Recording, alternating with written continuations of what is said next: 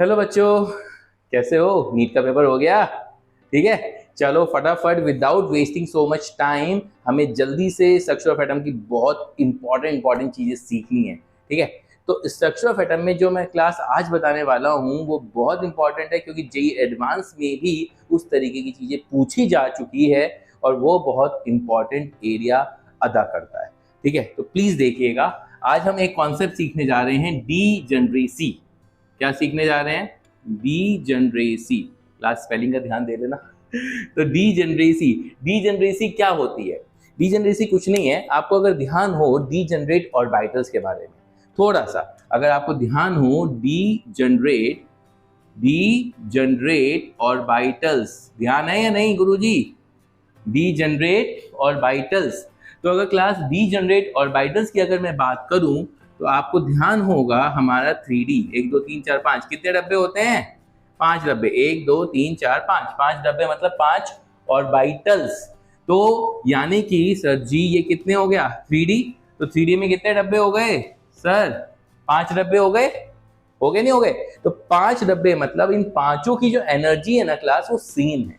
क्या है? पांचों की एनर्जी क्या है? सेम है। इसी को बोलते हैं डीजनरेट ऑर्बिटल्स। सिमिलरली अगर हम बात करते हैं 3p की, ठीक है, तो 3p में 3 डब्बे हैं, इन तीनों डब्बों की एनर्जी सेम है। इन तीनों डब्बों की एनर्जी सेम है। उसी तरह अगर हम बात करते हैं 2p की, तो सर इन तीनों की एनर्जी सेम है, लेकिन ध्यान रखना इनकी और इनकी अलग अलग है, क्योंकि शेल नंबर अलग अलग हो गया।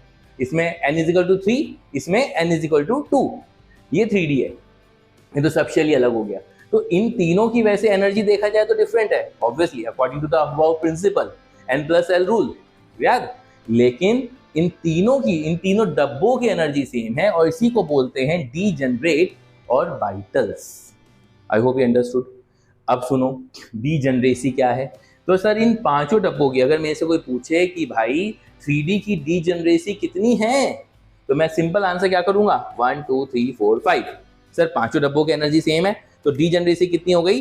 5। कितनी हो गई? 5। सर 3p में डीजनरेसी कितनी है सर? सर 3। सर 2p में डीजनरेसी कितनी है सर? सर 3।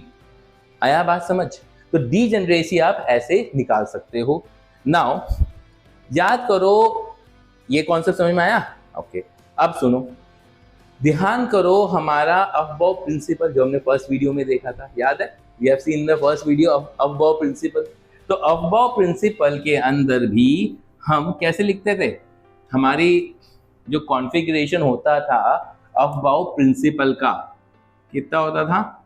अबव प्रिंसिपल क्या होता था? अबव प्रिंसिपल अगर ध्यान हो सर, N+L रूल के हिसाब से इंक्रीजिंग ऑर्डर ऑफ एनर्जी में आपने सब शेल को अरेंज किया हुआ था, याद है? 1s है, 1s के बाद 2s है, 2s के बाद 2p एंड सो ऑन, यही था। लेकिन ध्यान रखना, this is for the multi electron species. किसके लिए है ये? Multi electron species. Multi electron species, सही है। किसके लिए होता है? मल्टी इलेक्ट्रॉन स्पीशीज के लिए होता है। मतलब मल्टी इलेक्ट्रॉन बोले तो एक से ज्यादा, उनके लिए ही ये अबव प्रिंसिपल वैलिड होता है। ध्यान रखना बात, ठीक है। नाउ तो 1s है, 2s है, 2p है एंड सो ऑन। अगर हम बात करते हैं लेकिन सिंगल इलेक्ट्रॉन स्पीशीज जैसे कि हाइड्रोजन, तो single electron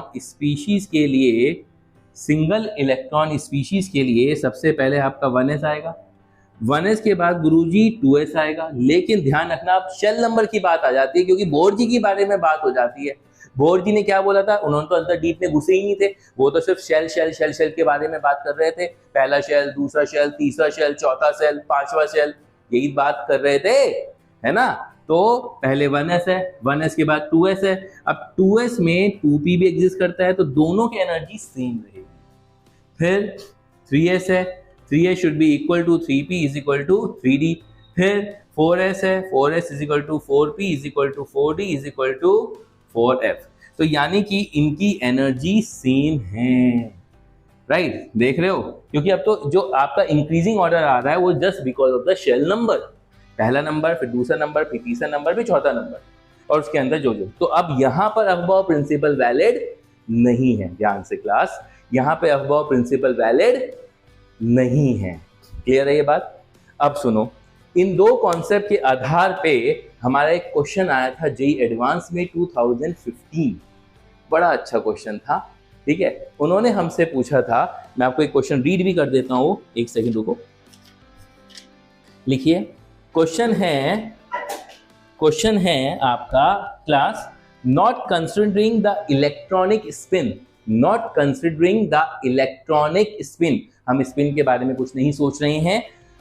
The degeneracy of the second excited state of H negative is, the degeneracy of the second excited state of H negative is। तो सर सबसे पहले तो आप H नेगेटिव का configuration लिख लो अच्छे बच्चों की तरह, ठीक है। तो H नेगेटिव का कॉन्फ़िगरेशन क्या है? हाइड्रोजन में कितने होते हैं? एक, और एक नेगेटिव, तो कितना हो गया? 1s2। कितना हो गया? 1s2। ओके, तो अगर 1s2 है तो इसका ये ग्राउंड स्टेट कॉन्फ़िगरेशन है। ये कौन सा कॉन्फ़िगरेशन है क्लास? Ground state. अच्छा, तो फर्स्ट एक्साइटेड स्टेट का क्या होगा? फर्स्ट एक्साइटेड स्टेट का क्या होगा? कितना होगा? 1s2 नहीं, 1s1 2s1, क्योंकि ये मल्टी इलेक्ट्रॉन स्पीशी है, तो यहाँ पे आपका ये फर्स्ट एक्साइटेड स्टेट हो गया। अगर हम बात करते हैं सेकेंड एक्साइटेड स्टेट की, किसकी? सेकेंड एक्साइटेड स्टेट की। अब ये जो 2s का इलेक्ट्रॉन कहाँ जाएगा? 2p में जाएगा, तो 1s1 2s0 2p1 हो गया। तो अब 2p में कितने डब्बे होते हैं सर? आपने बताया था अभी 3 डब्बे होते हैं, तो डीजनरेसी कितनी हो गई सर जी? 3 हो गई। आई बात समझ? तो आंसर कितना आ गया? 3 हो गया, है नहीं है? ये क्वेश्चन बड़ा सिंपल था। अब मैंने इसमें हल्का सा चेंज कर देता हूं क्लास, इसमें हल्का सा H नेगेटिव की जगह पे मैं सेम क्वेश्चन H डाल देता हूं। क्या डाल देता हूं? H, यानी कि फॉर द हाइड्रोजन एटम। तो अब देखो, अब हाइड्रोजन एटम क्या है? सिंगल इलेक्ट्रॉन स्पीशी है, राइट। तो ये रब कर देते हैं, तो सिंगल इलेक्ट्रॉन स्पीशी रब कर दूं क्लास ये। ओके बॉस, तो ये हमारा यहां से तो काम हुआ, राइट। अब्बाऊ जी का तो काम हो गया। नाउ अब हम अगर बात करते हैं सिंगल इलेक्ट्रॉन स्पीशी के लिए जो कि हाइड्रोजन है, तो हाइड्रोजन का जो ग्राउंड स्टेट कॉन्फ़िगरेशन है वो कितना रहेगा? 1s1 रहेगा। तो फर्स्ट एक्साइटेड स्टेट कितना होगा? फर्स्ट एक्साइटेड स्टेट सीधा वो 2s में भागेगा, 1s0 किस में भागेगा? 2s1 में भागेगा सर, बिल्कुल। सेकेंड एक्साइटेड स्टेट कितना होगा सर? अब ये 2s के बाद कहां भागेगा? ये 2s 2p है ना, वो तो दोनों की एनर्जी सेम है, तो अगला एनर्जी वाला कौन सा है? 3s। तो यानी कि इस बार 2s0 और 3s1, तो इसका मतलब हो गया, यानी कि वो जब n = 3 में घुस चुका है तो उस समय s में कितने डब्बे? 1 डब्बा, p में कितने डब्बे? 3 डब्बे, और d में कितने डब्बे? 3 4 5, तो 1 + 3 + 5 यानी कि 9, यानी कि डीजनरेसी कितनी होगी? क्योंकि तीनों की एनर्जी सेम है, तो वो कुछ भी एनर्जी सेम है ना, तो डीजनरेसी कितनी होगी इस केस में? 9। क्लास ये बहुत अच्छा कॉन्सेप्ट है, बहुत कम लोगों को इस बारे में पता है कि कैसे वो निकालते हैं, ठीक है। लोग रट भी लेते हैं, लेकिन हाँ कैसे निकालते हैं, इस तरीके से हम इसको निकालते हैं। बात समझ में आई? क्लियर हुआ? ठीक है। तो डीजनरेसी आपकी कितनी हो गई? हमारी 9 हो गई। क्या हो गई? हमारी 9 हो गई, ठीक है। क्लियर हो गया? श्योर? नाउ अब हम आगे की बात करते हैं। मैं आपको आज एक बहुत अच्छा सा एक क्वेश्चन पहले उसकी वो भी बता देता हूँ, क्योंकि स्क्रॉडिंजर वेव इक्वेशन वो भी बहुत ज़रूरी पार्ट है, क्योंकि जानना ज़रूरी है, राइट। सबसे पहले हम क्या बात कर रहे थे? स्क्रॉडिंजर वेव इक्वेशन। तो स्क्रॉडिंजर अगर वेव इक्वेशन की हम बात करते हैं, आइए, याद है स्क्रॉडिंजर वेव इक्वेशन क्या था? वो स्क्रॉडिंजर वेव इक्वेशन, स्क्रॉडिंजर वेव इक्वेशन थी क्या वो, और क्या लेके आई थी? एक्चुअली सर जब वेव, ये जो आपकी क्वांटम मैकेनिक्स आई थी ना क्लास, जब ये क्वांटम मैकेनिक्स आई थी तब हमारे स्क्रॉडिंजर वेव इक्वेशन का तब लाया गया था। और अच्छी चीज ये हुई थी, इस स्क्रॉडिंजर वेव इक्वेशन के बेसिस पे ही आपको जो 3 क्वांटम नंबर याद है ना, एन एल एम, ध्यान रखना 4 नहीं 3, एन एल और एम, उसकी इंफॉर्मेशन स्क्रॉडिंजर ने ही आपको प्रोवाइड करी थी। उसके बारे में जो पता चला था वो स्क्रॉडिंजर वेव इक्वेशन ने ही आपको दिया था। ऐसा नहीं है आपको उसको डिराइव करना है, लेकिन ऑलरेडी आपको बनी बनाई वो इक्वेशन हमें दी जा रही है। लेकिन वो किसकी इंफॉर्मेशन देती है, ध्यान रखना 3, कौन कौन से, N principal quantum number, L azimuthal quantum number और एम बोले तो मैग्नेटिक क्वांटम नंबर। तो वो इक्वेशन क्या है sir, del square psi upon del X square, del square psi upon del Y square plus del square psi upon del Z square plus 8 pi square M upon H square E minus V into psi is equal to 0। ये मेरी स्क्रॉडिंजर wave equation होती है। Okay sir, तो याद रखनी पड़ेगी। मैं कहा भाई याद कर लो तो बेटर ही है तुम्हारे लिए। अब उस पर क्वेश्चन किस तरीके के आते हैं, कैसे कैसे क्वेश्चन पूछे जाते हैं। पहला, जैसे कि मैंने आपको बताया कि what information does it provide. Sir पहली क्या क्या प्रोवाइड करता है, एन के बारे में, दूसरा एल की इंफॉर्मेशन और तीसरा आपको एम की इंफॉर्मेशन। क्लास ध्यान रखना, एल एन याद है, एन का full form principal quantum number, याद है क्लास। और एल का मतलब क्या था, फुल फॉर्म। बहुत जनों को तो क्लास बच्चों को ये भी नहीं पता इनके पूरे पूरे नाम क्या है, एजीमुथल क्वांटम नंबर। और 5 तीसरा है आपका मैग्नेटिक क्वांटम नंबर। और मैंने आपको फर्स्ट वीडियो में ये भी बताया था, याद हो, स्ट्रक्चर ऑफ एटम की ही इनके पर्पस। सोचो नीट 2024 में, हाँ कल के पेपर में भी पूछा गया है इनके पर्पस, इसलिए बोलता हूँ वीडियो को ढंग से देख लिया करो, ठीक है। कल ही नीट के पेपर में डायरेक्टली क्वेश्चन थे ये कि इसका पर्पस क्या है, यही सेम क्वेश्चन ऐसे ही, इसके पर्पस क्या है, मैच द फॉलोइंग करके पूछे गए थे कि हाँ इनके पर्पस क्या है, एजीमुथल का पर्पस क्या है, मैग्नेटिक का उद्देश्य क्या है, पर्पस क्या है, ठीक है। तो ध्यान रखना, जो भी चीजें देखो तो ध्यान से वीडियो देखने का। नाउ तो del square psi upon del X square. अब दूसरे तरीके का क्वेश्चन उसमें कैसे पूछा जाता है सर, एक बार पूछा गया था सर ई क्या होता है, राइट। ई मतलब एलिफेंट मत लिख देना, ई मतलब यहाँ पे क्या होता है, टोटल एनर्जी। क्या होता है क्लास, टोटल एनर्जी। और यहाँ पे वी क्या होता है सर, पोटेंशियल एनर्जी। क्या होता है सर जी, पोटेंशियल एनर्जी। और E minus V, that what happens, E minus V क्या होता है, काइनेटिक एनर्जी। मेरे ख्याल से बात समझ में आ गई होगी, क्या होता है, kinetic energy. Is it clear, बात समझ में आई, क्या होता है ई माइनस ई, आपका काइनेटिक एनर्जी। तो ऐसे क्वेश्चन भी पूछे जा चुके हैं। Obviously total energy minus potential energy आपको क्या देता है, kinetic energy. Is it clear, right. अच्छा, एक और फॉर्म आती है class, there is one more form they can ask, या अनदर फॉर्म में वो क्या करते हैं, इस m को ऊपर नीचे कर देते हैं, या पाई स्क्वायर को ऊपर नीचे कर देंगे, या पाई लिख देंगे, कुछ भी, मतलब दे कैन ट्रांसफॉर्म एनीथिंग। वो पूछेंगे which equation is correct. NEET में, जेई में, सीईटी में ऐसे ऐसे क्वेश्चन वो पूछ लेते हैं, हाँ भाई क्या है, राइट। तो ध्यान रखना, अगर ये वाला जो टर्म है उन्हीं के साथ वो खेलते हैं। अच्छा, वन मोर फॉर्म है, अगर उन्होंने ऐसे लिख दिया del square psi upon del X square plus 8 pi square M upon H square E minus V psi is equal to 0, वो पूछेंगे क्या इक्वेशन करेक्ट है। आप बोलोगे हाँ सर ये करेक्ट है। क्यों, क्योंकि सर ये इंडिकेट कर रहा है कि इलेक्ट्रॉन ढूंढने की जो प्रोबेबिलिटी है वो सिर्फ और सिर्फ एक्स एक्सिस की ओर है। ये क्या इंडिकेट कर रहा है, इलेक्ट्रॉन ढूंढने की जो प्रोबेबिलिटी है सिर्फ वाई एक्सिस की ओर है।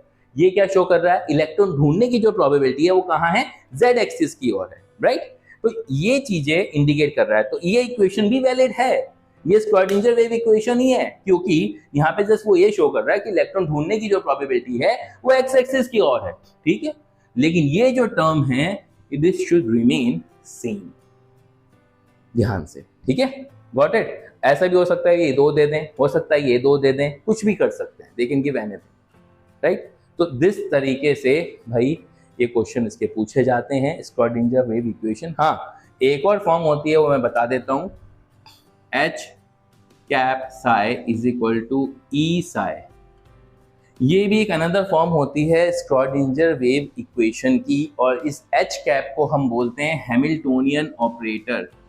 हैमिल्टोनियन बहुत कम पूछा गया है लेकिन पता नहीं चलता, तुम्हें भी पता है। Hamiltonian operator, right. तो हैमिल्टोनियन ऑपरेटर, ठीक है, ये अनदर फॉर्म है इसकी स्क्रॉडिंजर वेव इक्वेशन की। Is it clear? नाउ अब क्लास मैं तुम्हारे सामने एक क्वेश्चंस हैं, एक मतलब मैं ज़्यादा नहीं कहूँगा, एक क्वेश्चन है बड़ा खूबसूरत सा, और बच्चे उसमें बड़े परेशान रहते हैं, जैसे ही देखते हैं डर जाते हैं, जबकि डरने का कुछ भी नहीं होता। नोट का क्वेश्चन है, मैं सोच रहा हूँ ही की ही तुम्हें वो भी मैं बता दूँ अभी के अभी, ठीक है। लो बता देते हैं, एक सेकेंड रुको। नाउ क्लास एक क्वेश्चन है बड़ा अच्छा सा, बहुत प्यारा सा है, तुम देखना और सीखने को मिलेगा तुम्हें बढ़िया सा, ठीक है। आओ, तो एक क्वेश्चन है कि जो अच्छा है, लोगों को परेशान सा करता है। Radial wave function for an electron in hydrogen atom is, तो psi is equal to 1/16 root pi, ठीक है, 1/A0 की power 3/2 x minus 1 x square minus 8x plus 12 और e की पावर माइनस x/2, ठीक है। जहां पर आपको इन्होंने x दे रखा है 2r/A0, और A0 तो सबको पता है क्या होता है, फर्स्ट भोर रेडियस, ठीक है। अभी मैं क्लास सब रेडियस इसके बारे में ना, भोर जी के बारे में लेके आऊँगा सारी कहानी, लेकिन ये क्वेश्चन मुझे लगा कि तुम्हें आना चाहिए। Calculate the minimum, question tough बिल्कुल भी नहीं है, दिखने में टफ है, minimum and maximum positions of, minimum and maximum positions of radial nodes in terms of A0, ये मेरा क्वेश्चन है, ठीक है। नाउ अब सुनिए, तो अब सबसे पहले अगर हम बात करते हैं, उन्होंने बोला है कि आपका calculate the minimum possible position of radial node. Radial का मतलब क्या होता है, नोड्स हैं, नोड में सब क्या होता है, इलेक्ट्रॉन ढूंढने की जो प्रोबेबिलिटी होती है वो 0 होती है, मतलब Sai square should be 0। Sai square याद है, साई स्क्वायर आपका 0 होना चाहिए, यही आपका नोड इंडिकेट करता है। तो अगर मैं स्क्वायरिंग भी इसकी कर देता हूं तो भी कुछ फर्क नहीं पड़ेगा, क्योंकि ये तो 0 हो नहीं सकता सर, ये भी आपका 0 हो नहीं सकता। e की पावर x/2 यानी कि स्क्वायर करोगे तो e की पावर माइनस x आ जाएगा, वो भी 0 नहीं हो सकता। तो सर 0 क्या हो सकता है, ये। और अब ये बचा मेरे ख्याल से 9th का क्वेश्चन। आइए, तो अगर x minus 1 is equal to 0 है तो x इज इक्वल टू 1, और x की वैल्यू कितनी है, 2r/A0 इज इक्वल टू 1, तो r is equal to A0/2, यानी कि इस पोजीशन पे आपको एक नोड हासिल होगा। दूसरा क्या है, x square minus 8x plus 12 is equal to 0, तो x माइनस 8, यानी कि एक काम करते हैं, फैक्टराइजेशन कर देते हैं, minus 6x minus 2x plus 12 is equal to 0, तो x कॉमन लिया, x minus 6 minus 2, x minus 6 is equal to 0। Class question कभी भी देख के घबराने का नहीं, और x इज इक्वल टू 6, तो दो चीज़ें हैं, यानी कि x is equal to 2, x कितना है again 2r/A0 is equal to 2, तो r is equal to A0 और x इज इक्वल टू 6, यानी कि 2r/A0 इज इक्वल टू 6, 2 1 2, 2 3 6, तो r is equal to 3A0। तो सर साफ आपको पता चल रहा है कि मिनिमम क्या हुआ A0/2 और मैक्सिमम क्या हुआ 3A0। बताओ क्या टफ था ये क्वेश्चन में, था कुछ, लेकिन देख के ऐसा डरावना लग रहा था, कैसे होगा। तो थोड़ा सा अपना दिमाग लगाने का जरूरी है, हर बार कोई चीज़ हर चीज़ करीबी नहीं होती। खैर, अभी तुम ये वाली वीडियो क्लास देखो और मैं फिर इसके बाद आपके सामने, और हाँ एक और चीज़ क्लास, एग्जाम्पलर प्रॉब्लम हमेशा सारी करने का, एनसीईआरटी कंपलसरी करने का, चाहे वो नीट का पेपर हो चाहे वो जेई का पेपर हो, that is compulsory for you guys. मेरी वीडियोस ध्यान से देखो, सारे पार्ट्स, एक एक चीज जो इन्फॉर्मेशन दे रहा हूँ काम की नहीं, बहुत ज़्यादा काम की, रामबाण की तरह एक्ट करेगी, वही मैं बोल रहा हूँ तसल्ली से, ठीक है। तुम सबके लिए वीडियोस बना रहा हूँ ताकि तुम्हें फ़ायदा हो सके, तो उसको अच्छे से देखो। जो डाउट्स हो, कुछ भी कमेंट्स, आराम से कमेंट बॉक्स पे कमेंट करो, ठीक है। Okay, bye bye, take care.